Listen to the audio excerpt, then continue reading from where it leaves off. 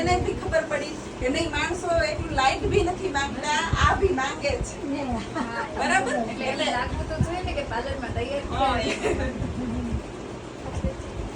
નકર તો પછી તો ઈ સિમ્પલ આપણે ઘરે કરી શકીએ. એ તો તમે કોમ્પેક્ટ ફાઉન્ડેશન લગાવો એટલે સિમ્પલ થઈ જાય. ખાલી તમારે હેરસ્ટાઈલ ની જ માસ્ટરી કરવાની છે. બરાબર કરી બેન? મને તો ઈ જ લે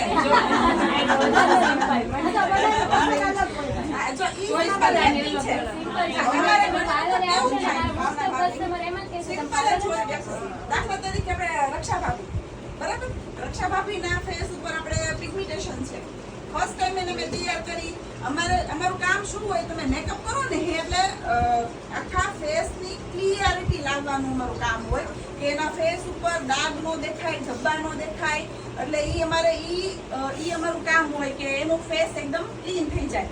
તો ઈ શું થાય ખબર છે? ડાર્ક સર્કલ રિમૂવ થઈ જાય અને પિગમેન્ટેશન રિમૂવ થઈ જાય ને એટલે એને શું થાય, ઓહો મારો ફેસ મને આખો ચેન્જ જ કરી દીધો, મને નથી ગમતું, મને ફેસ ઓવર લાગે છે.